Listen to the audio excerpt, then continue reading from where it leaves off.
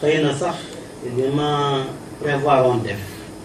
mooy wax ci nasaraan li nga xam ne moom laa bëgg a wax te kooku xam naa di ngeen ma ko may balaa may sóobu ci wolof waaye ni jotaay bi tëddee tax na du ma mën a tàmbali li nga xam ni moom laa bëggoon a wax d'abord du ma gërëm ñëpp ci wolof gërëm ñëpp ci seen teewaay fii gërëm leen d'abord pour ndombol tànk mi nga xam ne nii takkal ngeen ma ko takkal ko waa bureau yi fi nekk yëpp ngeen nangul ñu ko muy proposition bu ñu defoon rek parce que assemblée générale dafa war a démocratique bu ngeen waxoon nit ne leneen ngeen ci xalaat dañu defee neneen rek kooku wane ne am na kóolute bu dox déjà suñu diggante ma leen ci gërëm di leen sant bu loolu weesoo may bamtuwaat nuyoo bi may nuyoo ñëpp ñi nga xam ne bàyyi nañ seen soxla ñëw fii teew fii et puis di jégalu tamit ci retard bi nga xam ne retard nañ ko waaye am na ñu bëri sax ñoo xam ne amoon nañ xel ñaar ci 15 heures bi nga xam ne moom lañ fixé woon parce que ñëpp a xam ne Kaolack tàng na tàngoor boo xam ne génn waxtu yooyu xëy na dina jafe waaye nag ay temps liggéey bi moo koy laaj duñ def toujours li nga xam ne nii mooy li nga xam ne moo ñu doon gënal may jiital ci nuyoo bi tonton Aliou Soxna mi nga xam ne suma nijaay la moom suma yaay ñu bokk ndey ak baay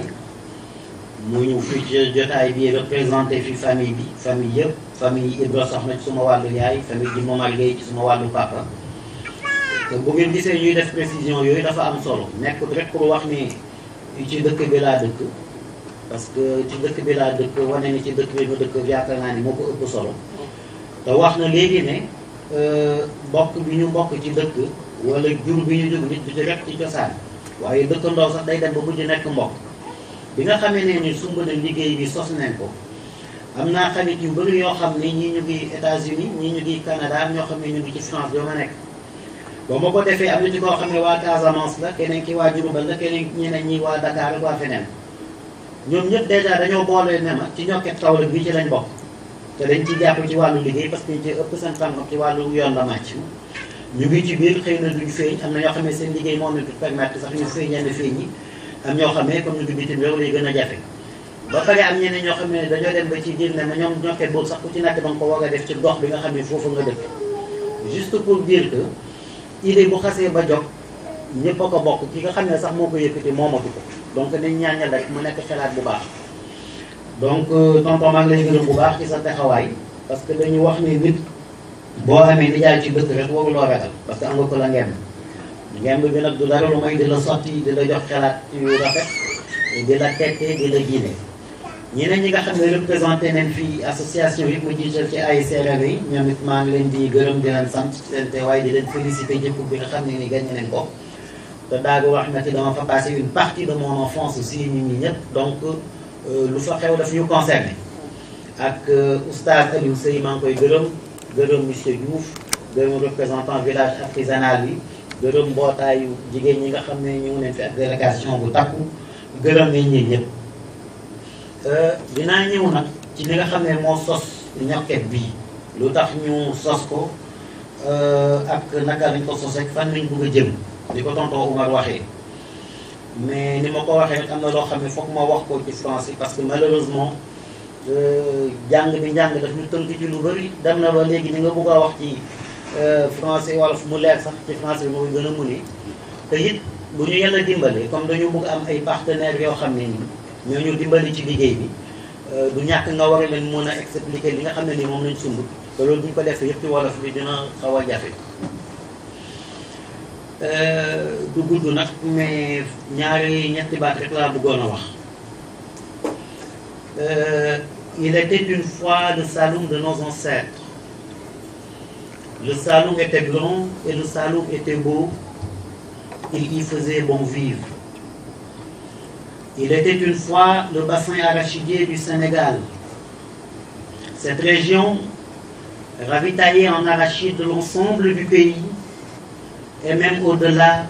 nombre de pays africains. Il était une fois le port de Kaolack qui faisait la fierté du Saloum, qui faisait la fierté du Sénégal. Il était une fois cette région située au centre-ouest du Sénégal, cette région cosmopolite, cette région aux multiples couleurs, qui reflétait jadis et qui reflète aujourd'hui encore le véritable visage du Sénégal. Il était une fois Kaolack Ndangaan, connu pour sa chaleur sur le plan météorologique, mais aussi pour sa chaleur sur le plan humain, tant on y est bien accueilli, et cela ne constitue un secret pour personne. Il était une fois Kaolack Ndangaan